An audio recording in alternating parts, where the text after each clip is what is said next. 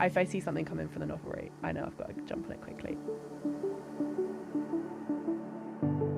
Hello, this is Louise Dean, founder of the Novelry, the world's best loved school for writers, with more 5-star reviews than any other and a whole bunch of published success stories.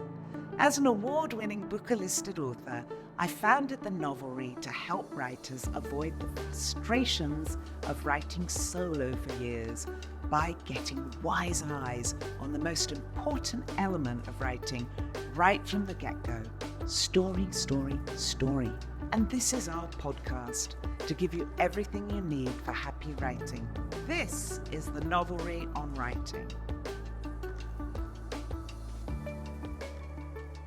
Welcome to the Novelry on Writing. Today we're going to be talking to debut author Anna Brook-Mitchell and her agent Jemima Forrester about Anna's journey from idea to publishing deal, how she used the Novelry's courses, how we matched her with the lovely Jemima here, and how it feels to be having her debut novel, Motherfaker, being published by Pan Macmillan. So do you guys want to start off by just introducing yourselves? Anna, introduce you and your book. Oh yeah, here she is.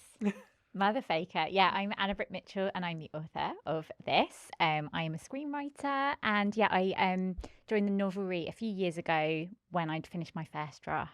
And Jemima, her brilliant agent. Thank you for the intro.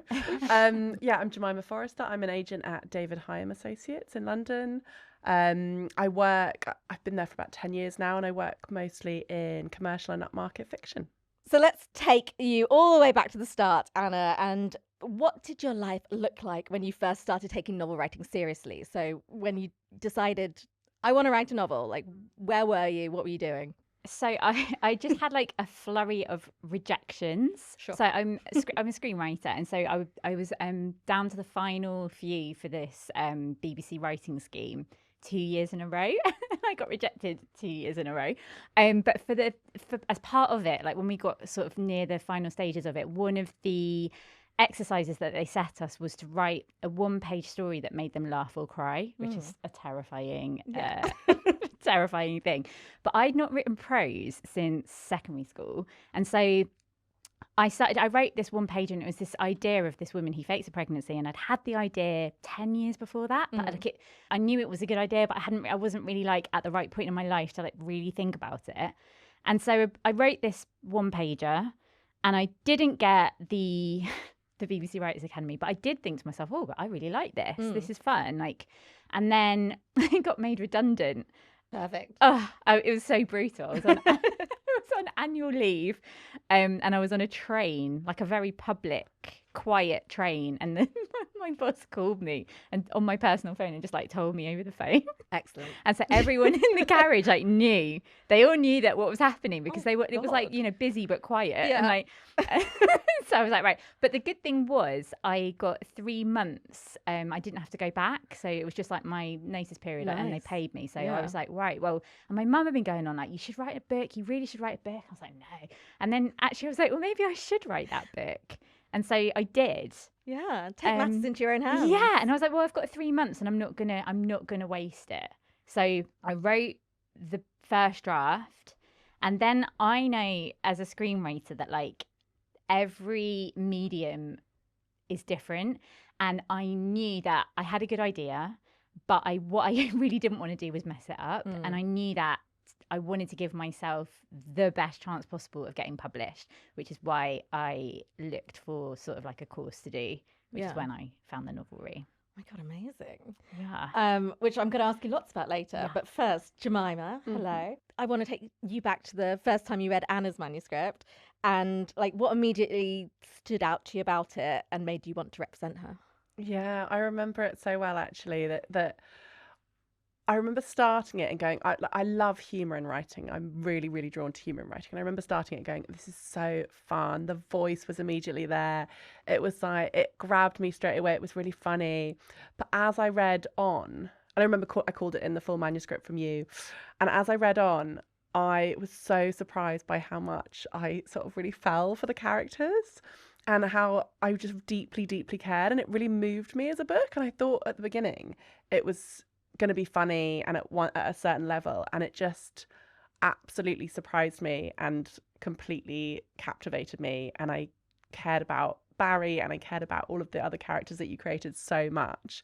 And I remember finishing it and sending you a really an email full of exclamation marks, I'm sure, just being like, I really want to represent this. And often I don't even say that before I've met the author, but I remember saying it to you, but I'm going to offer representation, which is quite bold before you've even met the author, but that's how much that book grabbed me. Oh, I love that. I remember even like our first session together. So in our first session, I would have just read your outline and like pitch and maybe your chapter outline as well. From just reading your synopsis, well, from reading your pitch, I was like, this book is going to sell. This is a great pitch. Like, it's such an easy one-liner that you can like quickly describe. And then when I was reading your synopsis, I'm pretty sure I welled up, which is like very unusual for a synopsis. If anyone like who has read or written a synopsis will know, they're pretty dry generally, but you'd really managed the character arcs incredibly well and how Barry grows and I was like, oh, we can work with this. This is going to be great. But yeah, we're getting ahead of ourselves. So first of all, I want to go back to the start. And you kind of touched on it a bit already of like what made you want to join the Novelry in the first place, because you obviously already had a first draft that you'd written out. Yeah. What made you then say, actually, I want to go get some more support on this? Just knowing that, I mean, that you get really one shot. Really, like with agents, and with projects, because like once somebody, I mean, that's not necessarily true. I think agents will if they think something. I mean, you can probably speak more to this, but I feel like you really don't want to blow your shot before it's really cooked really well. Do you know what I mean? That's a weird analogy. I just decided that I wanted to definitely get some professional eyes on it. And so I sort of considered finding sort of an editor, someone, and then I thought, well, I don't know that much about novel writing. Like, I've not written a novel, as I said, I'd not written prose, I'd not been writing prose, and it's really different from screen, because screen is obviously all about what you're seeing, and it's all like dialogue and description, but there's no interiority. You don't describe things in detail in the same way, because it's a blueprint for something else, and whereas a book is obviously the final product, and so like the final product has got to be really like good, right? I felt really strongly that I was writing something that made me feel seen as a person, and I felt like there wasn't much out there with a sort of a child-free protagonist in the story, so I knew that it had potential to be commercial. But yeah, I wanted some expert advice. And then I looked at lots of different courses.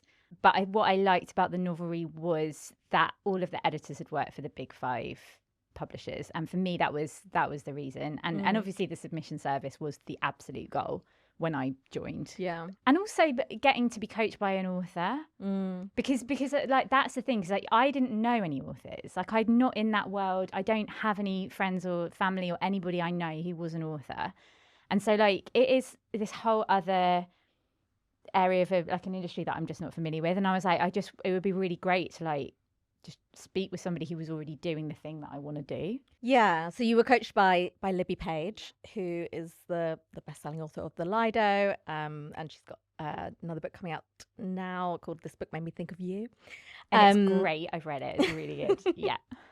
And how did you find the coaching? Like talking to an author who's been there, done that, but also you're a newbie talking to her. Yeah, I think Libby, the best thing I would say about the Novelry was that everyone was always so excited about the idea in the book, and like there was never any doubt that it wouldn't get published, like in a way, because it's true, but because like I really felt that like Libby was all in, and like she was just like so supportive, and she was really passionate about the story and about what she could bring without, because obviously she writes in a slightly different genre from me, but she was really conscious of that. What was the good thing about Libby was that she never ever like tried to steer this down a route that like she wanted it. She really respected sort of like what I was trying to do, and then she offered me thoughts based on that, and I think that's really important. But it's also just like the access to somebody who's doing it. Yeah. Because I think when you see those people, it's like it becomes closer. Yeah, it becomes a real tangible thing that you could do. Yeah. Rather than just this thing that is like this dream that's never going to happen. Lots of writers say that writing their book with a novel is the first time they feel like a writer. I mean, I feel like for you, because you're already a screenwriter at the time, maybe it's a bit different. But I think one of the things I hear a lot is like how we really take you seriously as a writer, of like, you could get this published if you work hard enough, if you like do the edits, like kind of take on the process. Yeah, and it's the enthusiasm. That's the enthusiasm, because as well, like I think all the like Libby she's really passionate about the craft of it, and so it's really infectious because she's obviously like a very bright sort of person who like really does study books. Yes, you know, and we want that to rub off on everyone. Yeah, that you need to study books. Yeah, you need to really be picking them apart and working out why they work, what you love about them, and obviously there'll be some books that you don't like vibe with and you won't learn much from, but there'll be other books that you're like, you can really pull apart, right? Why am I so connected to these characters? What's made me grip from the start? And yeah, I agree, like talking to the writing coaches about that is like incredibly useful. Yeah. So were there any myths about writing that you believed early on that you had to unlearn? That's a good question. In screenwriting, you say if you get taken on by an agent, they take you on based on sort of like your body of work. Whereas with writing, you sign with an agent because they're excited about a project. And there's something about that is like so brilliant, because like you're all on board and it's like everyone's sort of like in it together and you're working as well towards the final product, which I think is like, so I hadn't really thought about that until I joined. But also what else, like in terms of writing myths, if you aren't somebody who knows people in the industry, I think sometimes it can feel like this ethereal sort of far away thing. And I think like it's just great to kind of feel that, I don't know, it's always like this thing that people who go to Oxford do. Do you know what I mean? And they're wearing a beret and they're writing their beautiful... I think that's the great thing about book writing, is that it is totally accessible to anyone. Yeah. Like you need a laptop probably. Yeah.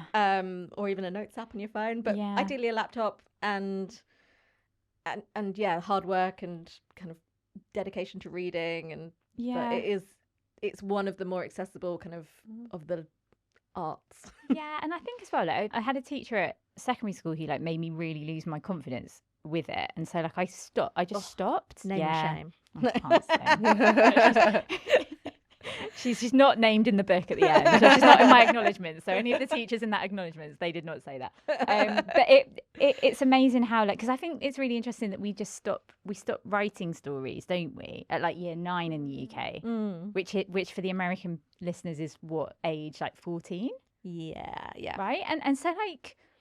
And then you just stop, and then because you're like studying, which is also really important, but I don't know, it's just like, if somebody makes you lose your confidence at that age, and then you just think, well, I won't do that again. But I was obsessed with stories. Yeah. And so, I don't know, I suppose I found it at the right time for me and all that. But like, that's why the Novelry was good, because like, nobody ever made me doubt that I wasn't good. And like, obviously no one reads your writing until quite late on, as I'm sure we'll get onto. But I never doubted that I could do it, I suppose. Sorry, I love that. Yeah, going to make us all cry. So you came to us with a first draft already. How did that change over the course of like coaching, or like in that first kind of period with us? I would say like my first draft was like, I looked back at it the other day because I was trying to make myself feel better about my second book, and I was like, what I do is I look back at my first draft and I'll just like remind myself how awful, and it was actually all right. Like, it's really annoying. I certainly remember bringing her deciding to fake a pregnancy much earlier, and that was your advice. You were like, you need to get that done by the end of chapter 3. Yeah. So that was definitely a big thing. And then it was just more about, I suppose, just the editing, because I'd written a first draft, and then so I did do it's called the Big Write now, isn't it? Yeah, the Big Write. And so I'd written that first draft, and then I intensely watched all the lessons for like a month, when you have a month off. So I watched all of those lessons, and I really, really thought about my manuscript, and like what that helped with was articulating what the genre was, because I had no idea. Yeah. No idea. And that is something that we find important. We actually get a surprising amount of writers who come to us and don't know what genre they've written a book in. No, and I didn't know. Which is fair enough. Like, I guess it's like quite an industry thing to be categorizing the books quite so much. But it is important to know where you're writing so that you can make sure that you're appealing to the readers that would like to read your book. Yeah.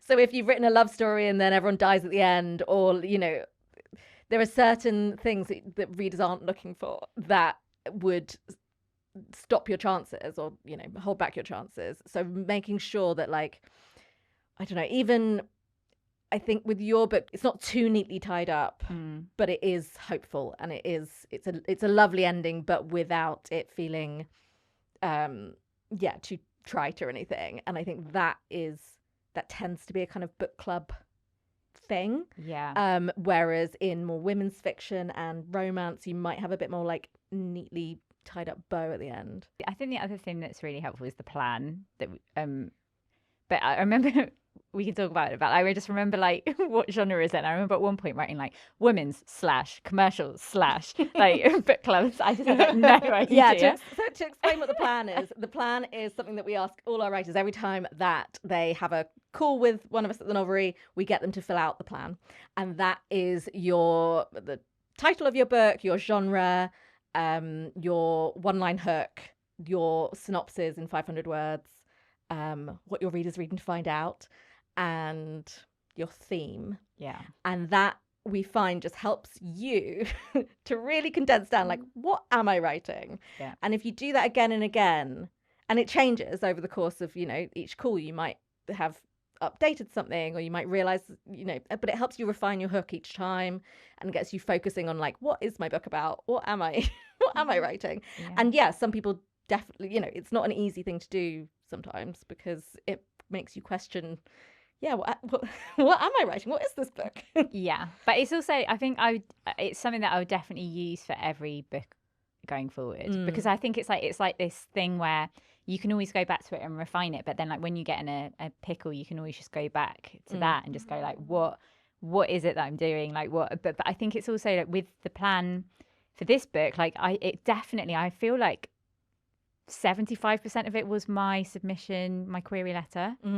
Or like quite a lot of it was, or certainly my synopsis. Yeah. It's useful to get it right because it makes your life so much easier once you get ready to sort of submit to agents. Yeah, So- absolutely. So on feedback, was there any feedback you got that hurt at the time but turned out to be true? I don't know. What do you think? Was there anything? I don't think there was anything. I mean, I didn't do a huge amount of work on the book. We did a little bit of work, I think mostly to the Sean. opening maybe, and to Sean. The opening was interesting. Okay. Yeah, because we refined. Yes, that hurt. That's right. Yeah, the opening of it, because we're probably getting ahead of ourselves, but when we were on submission, we realised a lot about those first 3 chapters, and so you and I did a lot of work on softening those first 3 chapters. The Didn't first we? chapter was quite spiky. It was very, and it was only when I met with Jemima and she like read one of the lines. Like, it's not in the book now, but she read one of them back to me, and I was like, "Oh my god, like that is so mean."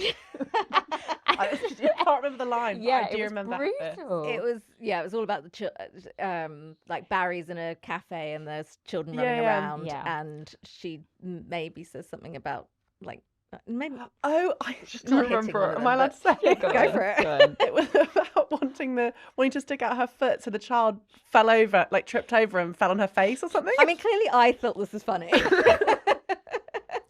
I think I did too, but I was worried that as our first introduction to Barry, possibly wanting this to appeal to people who have children and don't have children, Yeah. that sort of wishing a child got hurt on the first page might not be the way to go. But also it's the wrong messaging, because I think it's not the kids that Barry is actually Barry doesn't mind the kids, It's yeah. the parents that she's actually annoyed with in that situation. Swilling the Pinot and ignoring the children. Yeah. So you were right. It was the right thing. Yeah, I think partly from what you're saying of not wanting to put off mothers or like people with children. And so I think Libby kind of suggested making sure that there were other characters who show different sides of Yes. motherhood, or like Yeah, and then my issue with, and that's right, that was something where I had a reaction to it, because I I felt very strongly that there are lots of books that represent mothers really clearly, and there are lots of books that represent people who are on the fence about having children, and there are lots of books about people who would really like to be parents. But there's really not a lot of representation about people who are unapologetically child-free, who are at the front of the centre of the story, and that is their decision, and they are 100%, that is like, they're cool with that decision. Yeah. And so I felt that like it didn't need actually any focus on other mothering experiences. But that note or that feedback, though, what that did do was really make me reflect on the other relationships in the book that were paternal, even if they weren't biological relationships. So it made me realise that, you know, I've got a step parent in there, and I've got a teacher, and, you know, all those things. And it made me really think about who they have relationships with in the book. And like, maybe Barry's sister is a mum, but like, you know, she's going to become an auntie, or she thinks she's going to become an auntie. And like, so that really made me and that's the thing you talk about a lot with screenwriting, is you get a note, and then sometimes the note doesn't chime with you, but there's often a note behind the note. Well, this was going to be one of my questions. Was you've obviously received a lot of edits now from me, from Jemima, from your editor, Katie. Yeah. So you must be a pro at receiving edits by now. So do you have any tips for how to take feedback? Yeah, don't react in the moment. No comment. Jemima knows that I have a tendency to react in the when I get feedback, I'll automatically, and I need to just take a breath. Yeah, very good advice. Take a breath and just let it sink in for a bit, and then think about it. We did a Q&A, I think, with the Novelry with I think it was Abigail Dean, and I asked her this question, and she said, just know what hill you're willing to die on, and don't get into disagreements about things that really aren't that important, like, because you want to save the ones where you're going to push back for when you really, really do care. Yeah. And I think that was really great advice, because you can get so sort of like granular about tiny things, and actually at the end of the day, like, people, it doesn't matter. Yeah, and I think it's also remembering that like everyone's on the same team. Yeah. Like, when by giving you edits, it's not people trying to like ruin your life and ruin your book. It's everyone trying to make the book better. And I think you're totally right of what you were saying before about it being, look at the edit behind the edit. Yeah. Why are they asking you to do that? Can I fix it in a different way? And it's always that. And as a writer, you never want to do the thing that they suggest ever, because you're like, no, but I haven't, like, and so you say. That's so funny. As an editor, I was always taught you must offer an alternative. Yeah. Of like, you shouldn't just give a problem without a solution. Yeah. But I totally agree with you that writers want to find their own solutions. Yeah. But then sometimes the editor does have the right solution. Like, you know, with Jemima, with Katie, with you, like, you know, you did make suggestions and they were the right suggestions. So I don't know. It does come down to experience a little bit. Like, I think, but everybody knows, like, and I'm sure, like, people talk about this all the time, but you know in your heart when something's not working. Yeah. And so, you know, and I knew for me it was because Barry in the book, she has this husband who's sort of gone AWOL, and we don't really know what's going on with him. And, you know, I didn't want to focus on him, because I was like, I don't want this to be writing this book about a woman who is cut up about this man. I want her to just be, and like, but everybody was like, no, but come on, like, you've got to. But what's happened to the husband? She's got to give a damn that he's not here, and she can't just be focusing on this plan. Like, she's got to talk about it. And so, like, it was the note that I really didn't want, but it was, we did a lot of work on it, and then we did even more work on it, and then Katie at Pan Macmillan, we did even more work on it, because I was so like tentative about it, but it was the right decision, because it is a really important element of like the story. And and if you're finding every reader, or you know, every stage of people editing it are questioning that and wanting to know more about it, then you know that readers in the future are probably also going to be wanting to know more about that. And it develops Barry more as a character by hearing more about her husband and what happened. Come up with an idea you're excited to write and outline your story with the big idea. With over 60 live small group classes and workshops a month and daily writing sessions, you'll enjoy a warm and welcoming community, open all hours in every time zone. We have real-life events and parties for you to make new writer friends and live the writing life in good company. Welcome home, writers. We can't wait to get to know you and your story.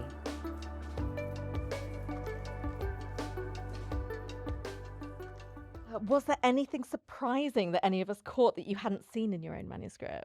Libby articulated what the book was really about in a way that I couldn't. Ooh. So I think that was another really helpful thing, because I feel like when you're so in it, you can't see the big picture sometimes, and like it's actually really helpful having big picture thoughts really early on. Because I suppose like unless you do a course like this, I suppose you don't really get that so much. Like, obviously for a second book you do, because you've got an amazing agent who will sort of help, like Jemima.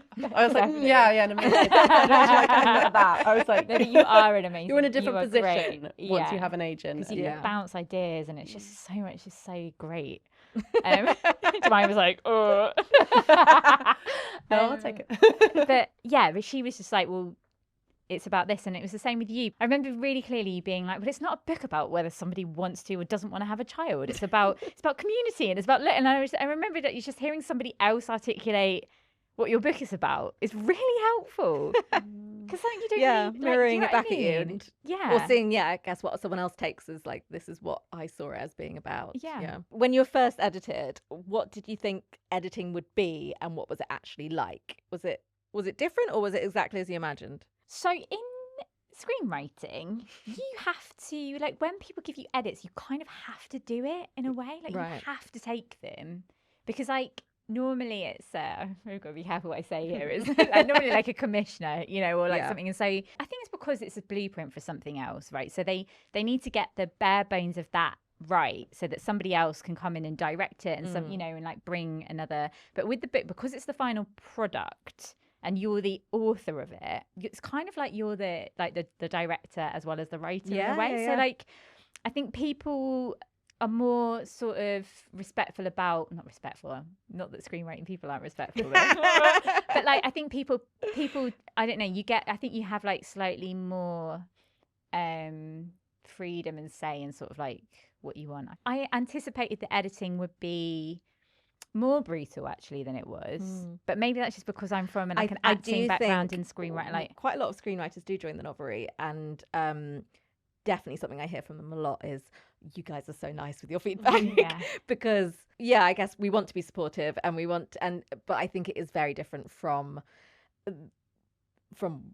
what you get with screenwriting, where generally I've heard it's a bit more brutal and a bit more, you have to do this, you have to do that, whereas I think with books, when I was in-house at a publisher and at the Novelry, like, you do have a certain respect for the author needs that it's going to be their name on that book, and they have to be happy with the final product that goes out. Like, I feel that quite strongly. Definitely. The thing I've definitely learned, like certainly by now being published, is like, my name is on this book, but like, there's like it's not just my book. Do you know what I mean? Like God, like the cover and like everybody who's worked so hard on it, and like we went to see it be printed. That looked amazing. So good. So your name is on it, but I think it is also really important to remember that it's not just, there's a whole village that makes a book, isn't there? Absolutely. And let's talk more about Jemima here. Once you'd come through all the editing process with the Novelry, and we'd got your book to a stage that we felt really strongly this could get an agent, we invited you to the Novelry's agent submission service. I had a really good feeling. I was like, the hook, the character journey, the excellent writing, I thought we could get a number of agents interested in this. We then had a call to come up with a list of agents to submit to, and Jemima was very high on your list. And I was a bit nervous about this because Jemima had, I think, maybe 2 weeks before, or like very, very recently before, had signed a different author from the Novelry. And so I didn't know if you'd even be wanting to take on a debut, but I was like, I think she'll really like this story. And like, so I sent you the pitch anyway. And I think you got back to me like straight away being like, yes, I want to see this. I think it was I remember two things. I remember first of all thinking, God, I would love a year off work. I'm sorely tempted by this. I know being on maternity leave is not a holiday, but the idea of a paid year off work and then being able to come back to a guaranteed job, I was like, yes, sign me up. And also I remember the line, I wonder whose this was, which was as if Bridget Jones did a yellow face. That was absolutely Anna. And I thought that was such a good pitch. I was like, I'm in. I thought it was, the cover letter, the pitch letter was brilliant. It was pretty much Anna's pitch letter from, like, often I will, at the Novelry, when we do our submission service, I will kind of write my own pitch and redo it. Anna's was honestly like perfect to begin with when I first read it. And I was like, well, we just need to copy and paste this and send this to agents because you've really nailed how to pitch your novel. And yeah, Bridget Jones doing a yellow face, it was like, yeah, this is what this is. And great you comped to Monica Heisey, which I really love. Like I already had a sense of the humour. It was really brilliant because with the Novelry, you send the pitch before you send any material. Yeah. Which is slightly different to usually with submissions, they'll send you the first few chapters. So I always jump on that, and I just thought this is so brilliant. I was like, please let the material live up to this. Please, material live up to this.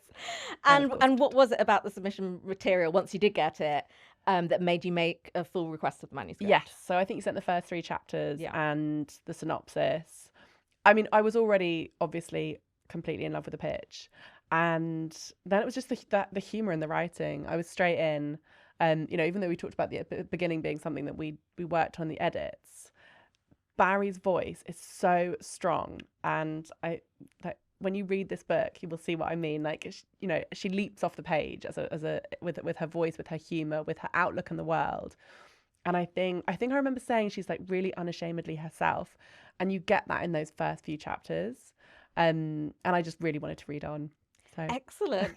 Yeah, well, I mean, we workshopped those first 3 chapters quite a lot before we got to where they were, and I think that was partly originally when we looked at your I must have looked at your chapter outline and given you feedback on it, and I was like, we need to be getting her to making this decision about the pregnancy like within the first 3 chapters. That's right.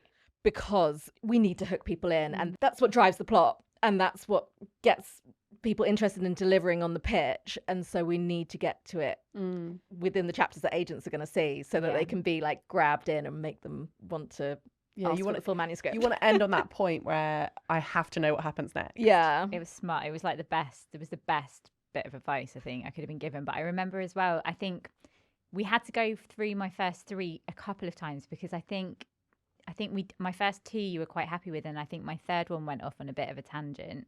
Yeah, it was great because then like the resignation letter. Barry writes a resignation letter and like so good.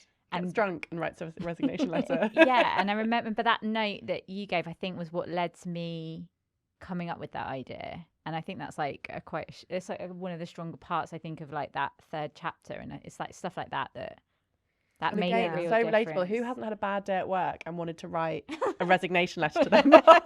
She's brutal. Yeah, she drunkenly, and then she posts it. That's the issue. Yeah. Maybe I can't remember. But that's what. But maybe at the beginning the resignation letter wasn't on the page. It was less, and she was just cycling to go drop it off, and I was like, I want to see what she's written. I want to see her writing this and like how the headspace she's in as she's doing it to bring that momentum to the point where you get to the office and Barry's trying to take the resignation letter back, and you know exactly what's in it, and you know what's on the desk, and like so it builds that tension. This was maybe like 2 years ago now, so it's all I'm trying to remember now. But I was like, yeah, it was perfect as soon as I saw it. But no, it really wasn't. We did work on it quite a bit. That's the benefit of having someone with expert eyes on it before it goes to an agent.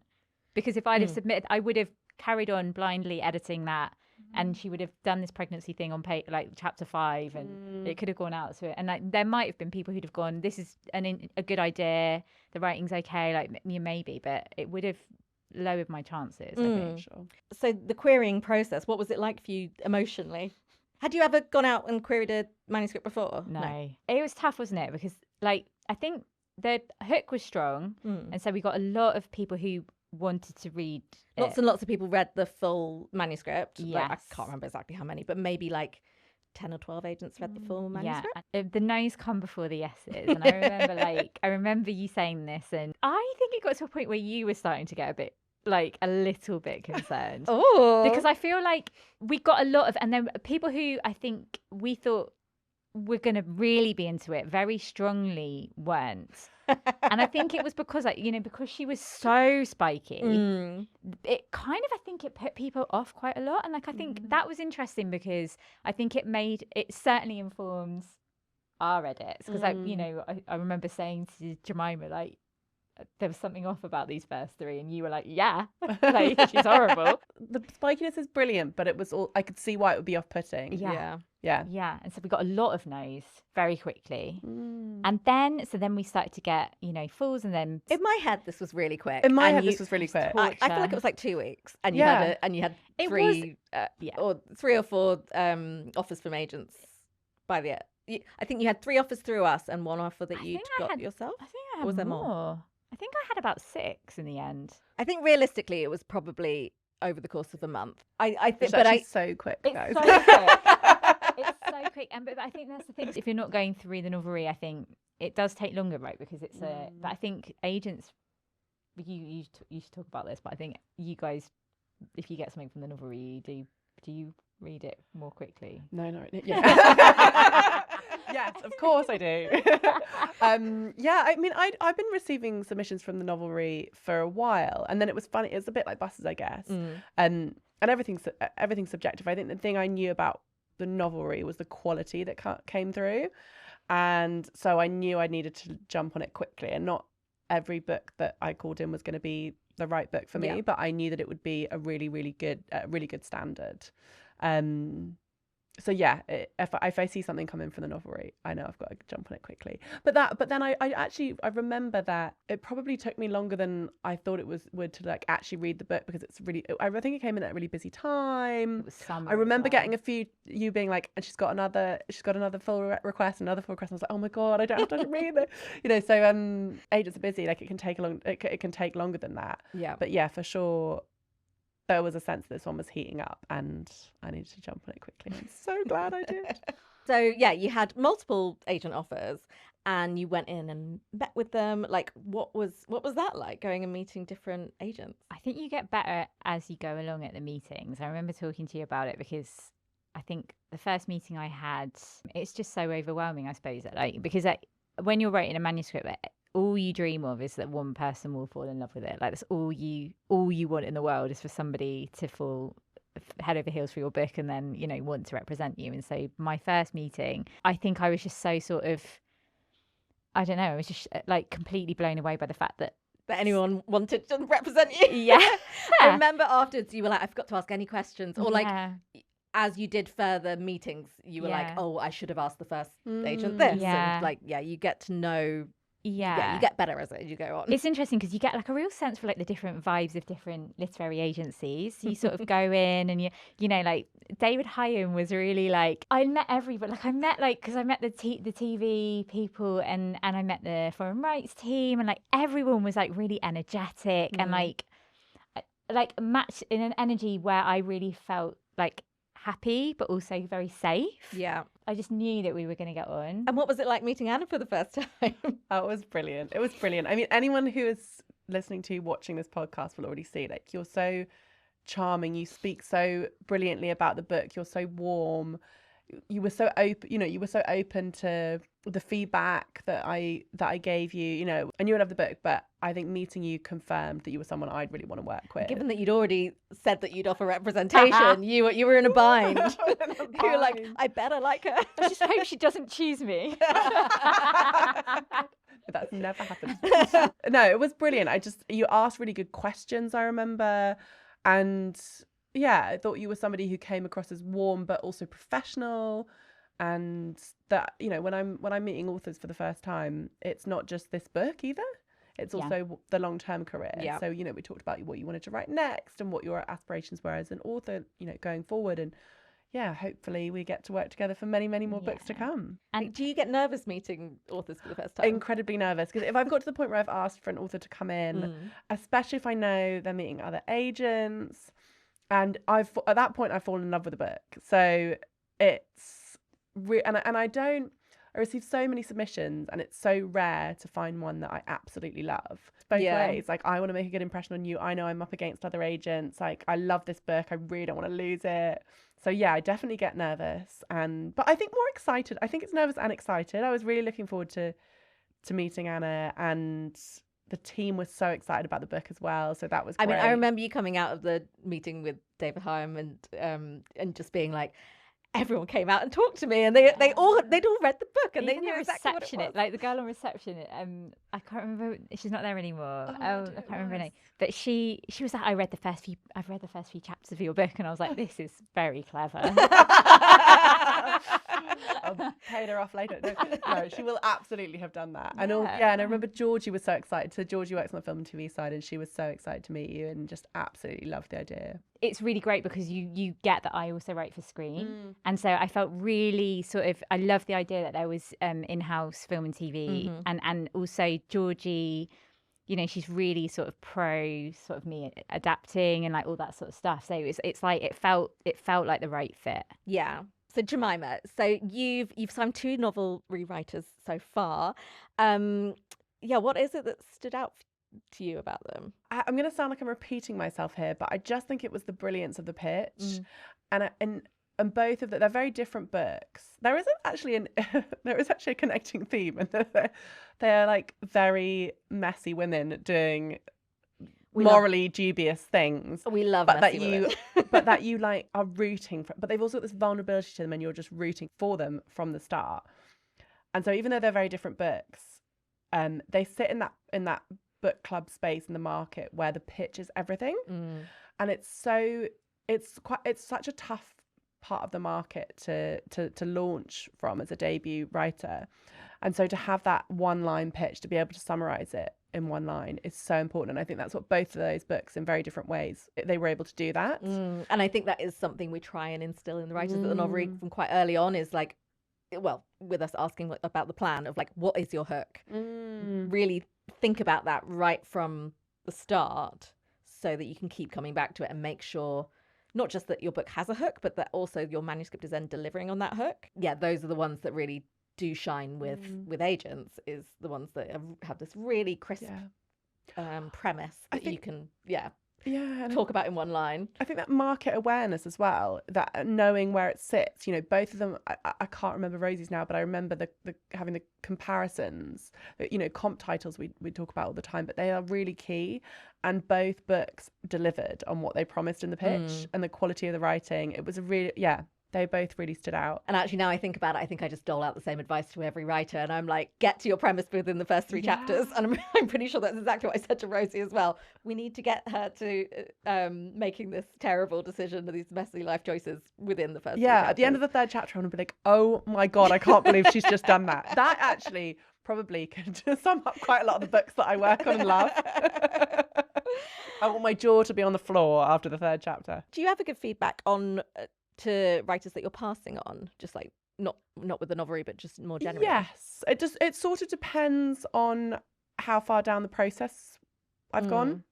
So yes and no. If it's a quick pass, I wouldn't offer feedback, just because I don't have time. The sheer volume of submissions that I get. If it's one where I've called in the full manuscript, I will try and give. If it's a no, I will try and give some good feedback as to why it's a no. Yeah, we were talking about sort of picking up on what you're saying earlier. Very occasionally, it's been a no, but I've wanted to give really encouraging feedback and say, if you do XYZ work, I would love to look at that again. I do that. I maybe have done that 2 or 3 times in 10 years of agenting. Wow. So because it is, I think what you're saying about you get one shot, it is quite true. Yeah. And it is hard to look at something again. And I do occasionally get where I haven't sort of said that to an author, then send something back. And it is really hard to go back in with fresh eyes and not think, I mean, I remember that as a commissioning editor. Yeah. If you occasionally you would get sent the same thing twice from an agent who's they've done some work and they've gone away, they've done some work taken and they send it back. But it is so hard to look at it with fresh eyes and not. You really do kind of get one shot at each stage. So I think when I've done that, I have really meant it. And to both of you, what does a good author-agent relationship look like and feel like in practice? Oh, interesting. I'm assuming you have a good agent-author relationship. I think so. I like to think so. Do you want to go first? Everyone's different. I think every relationship is different. I think that, for me anyway, I don't need a therapist. Like I respect that Jemima has like got a life outside of outside of representing me. She's got other clients, and I get, I think, a very good proportion of your time. It's hard. I think it's like it's trust and transparency. That's what you want from your agent, is to have your back. And so it's sort of knowing that, you know, whatever situation you'll be in, like, you're in it together, and that you need to feel psychologically safe with your agent. And I feel really lucky because, yeah, I do. But also both your agents. of course, both. I've had other acting agents in the past, and that's not been the case. And like, so I know what a bad relationship with an agent does feel like, because I have had them in the past. But I also we just really like you as a friend. Oh my god! Like, I really like hanging out with Jemima. Like, we just have fun. And then also, but the other great thing is, like, my editor, like, Jemima and my editor get on really well. Yeah. And so, like, every time my editor's like, "Do you want to come?" Jemima's like, "Yeah." Yes, I'll come and drink Negronis at 12 p.m. Yeah. So we just have a lot of fun, and I think that's, like, really important, because it's, you know, it's not life and death, is it? But it can get. It can feel it. Yeah. I mean, it's your dream. It's your dream. It's your dream. And you, Jemima, how do you see a good author-agent relationship? I'm going to echo you and say trust and honesty. And I think that's why that meeting is so important. Meeting an agent before you sign with them and meeting an author before you sign them up, because you really want to be on the same page, you know, from the get-go. I really want to trust that Anna, for example, trust me to give her feedback and to work with that, and that we're in it together and we're a team, and trust my experience and my knowledge of the industry. I was an editor before I was an agent, and it's a slightly different dynamic, editor author versus agent author, and being able to have really hard conversations, and also to be able to say when it's not working. I think I try and have a conversation about communication really early on with authors, about what they want, what they need, what they expect, what I'm willing and able to give, how they like to be communicated with. I think also, even within my agency, I know that as agents, all the agents in the agency work differently with their authors and have different levels and styles of communicating. Yeah. I mean, definitely what Anna said before about not treating you as a therapist. I've definitely heard some horror stories about authors getting too close and having that feeling of, I can just tell you anything, and yeah, and it is difficult because when you really we could definitely be friends. Yeah. You know, like we are. I think we are friends, Yeah. but we also are in a professional relationship, and I want you to, you know, I don't want to ever overstep the mark, you know, in that regard. And I think it can be easy too, because you're getting really close with somebody and you're working on their dream, and, you know, I think it can be. I have heard stories like that, but on the flip side, I don't want to consider myself a therapist, but I do want to be that person that my author can but I'm come pretty to. good at therapy. But I'm actually brilliant at it. No, but I really want to be the person that my author can come to if they're having a hard time, if they're really struggling, because I would rather they came to me than go to their editor, or somebody else, Or you know, struggle or in put it on, silence or put it on Twitter. God, that's happened before, not with me, but I've seen, you know, you've seen authors put things on Twitter and you're like, oh my God, please just talk to your agent before putting on Twitter. I want to be that safe space where you can come and go, I'm having this really difficult time, or this thing's annoyed me, or this doesn't feel good. Or like an author might be like really worrying themselves to death over a deadline, and then you can go, you don't need to worry about that. I mean, you know, and we can make stuff work. We can make things change. Exactly. But if you don't have that open relationship where you can talk about it, then it's very difficult to do that. Exactly. And even with the best publishing journey, there's always going to be bumps along the road. And I think it is a really important part of my job to be there to support the bumps, to be there in the bad times and in the good. You know, I might not be a very good therapist if, like, your marriage is breaking down or something, but if it's a problem to do with your book, I am definitely there to be the sounding board. Is there anything you ask your clients, like, early on to guide how you handle them? I'm sure I haven't asked every client this, so just in case any of them are listening and like, she didn't ask me that, but I do think, and increasingly now, more about how they like to be communicated with, how often. You know, I think because agents do it differently and authors talk to each other, they might be like, oh, you have a phone call every single week with your agent. I never do that, or something. And I also really welcome sort of if the relation, you know, if the communication isn't going very well, like if you need more support, tell me about it. Like, I'll always try and say that early on. Like, this is how I work. I'm quite strict on my, like, kind of weekends and holidays and being able to switch off. Obviously, if there's an emergency or something comes up, then I can be contacted. But I tend to be quite strict about that because it is just books, isn't it? No one's going to die. Yeah. If I don't reply to an email on Sunday. Yeah. So I think I probably try and lay that out quite clearly early on and just make sure that they understand that and everyone feels safe in the relationship that way. I remember you asked me a really good question when we met. You asked me, like, what is it about an agent that you want? Okay. And I hadn't thought about it until you asked that question. But it was a really good question, I thought. Because you're not really used to it being a reciprocal, because it feels like it's like, I need this person, and then it I don't know, it made me feel equal. Yeah.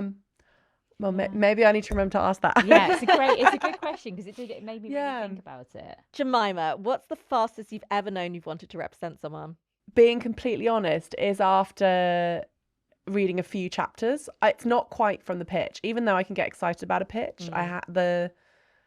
The material has to live up to it. But I've certainly, and I think Anna's a very good example of this, read those first 3 chapters and gone, I think I want to represent this book. Yeah. Obviously, I'll always call in the full manuscript and read it before. I would never offer an author representation before reading the full manuscript because that would be mad.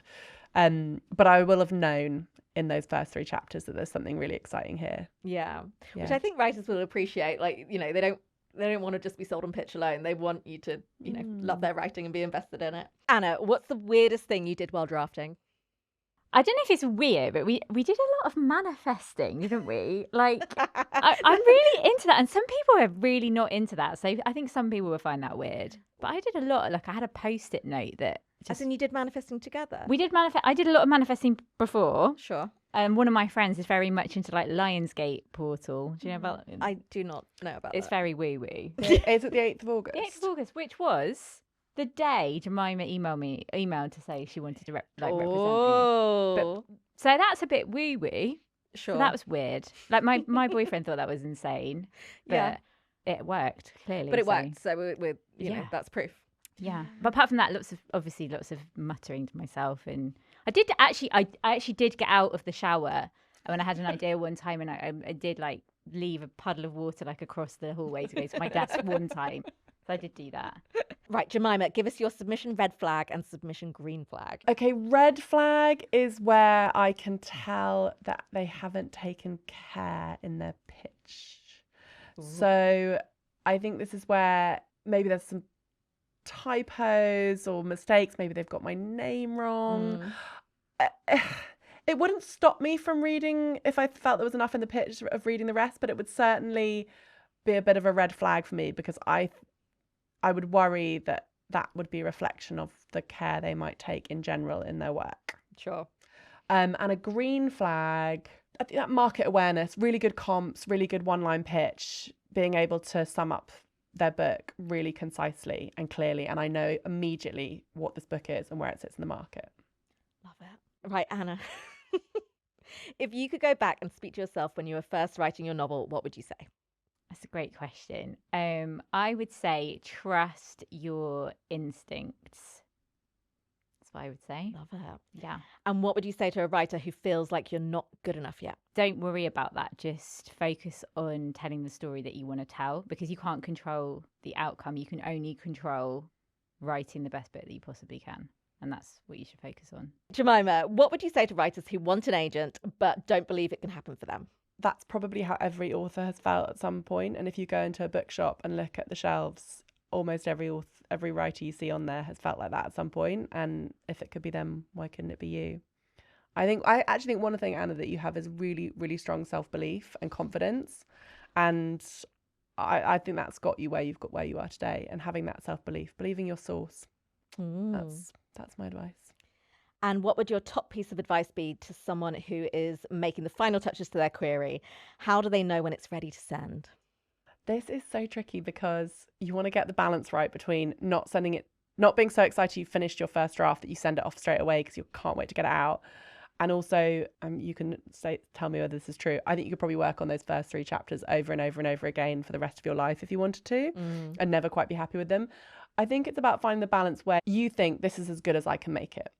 If you think this needs work, do the work before you send it to agents, because you know that one shot. I always suggest maybe, like, even if it's just with the submission package, writing it all and then giving yourself a few days away from it. Don't look at it, don't read it, don't touch it, come back and read it with, with the refreshed eyes.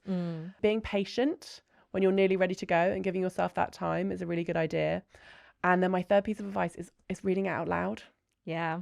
I sometimes think I can tell, something's the rhythm of something isn't quite working. And I often think reading it out loud really helps with that. Okay, and this is a question for you both. What does success actually look like beyond the acquisition headlines? I think if you place all of your happiness in the success in your career, you'll never be happy. I really believe that. I think you have to learn to value everything else in your life that is good to be able to get through, I think, what is, it's up and down, isn't it? And so, but in terms of books, I mean, for me, all I care about is that people read and like my book. That's all I want. That to me is successful if people read and like it. And obviously we want to sell loads and sell loads of copies. TV adaptation and all that stuff. But really at the end of the day, you're writing a book because you want people to read it and feel seen by it and feel moved by it, I think. And accepting that not everyone is going to read it and like it. It doesn't have to be every single person. I often tell authors not to read their reviews if they're worried, because there will be somebody who leaves a negative review. It'll probably be about the packaging being a bit damaged. But, there will be that 1-star review on there and you'll ruminate about it and it's just not worth it. And I also think with success, it's a different marker for everyone. And I think for me, I want my authors to feel really proud of what they've done. And to feel that they have written the best book and the book that they wanted to write, and to be proud to have it. Not every book can be a bestseller. Not every book can win a prize. But yeah, as you say, if it reaches, people who feel seen by it and who feel moved by it, then that for me is success. Love it. If you'd like the same support Anna received on her writing journey, join us on the finished novel course at the Novelry. You'll enjoy community support, special live writing classes, and guidance from a published author coach. Thank you so much for both coming in today, and thanks to everyone at home listening.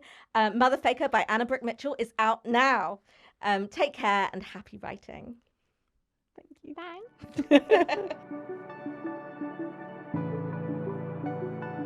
Thank you for joining us today. We're so pleased to have you along for the writing journey, and we hope to see you on another episode of The Novelry on Writing. If you'd like to learn more, visit us at thenovelry.com. From first draft to finished manuscript, at The Novelry you'll enjoy one-to-one coaching from best-selling authors, live writing classes with award-winning authors and literary agents, and you'll work with a publishing editor all the way for submission to literary agents toward a publishing deal. All writers learn from other writers, even the greats. Write your novel in good company. Join us at the Novelry. We'll show you how to start, coax your story into shape, cheer you on to type the end.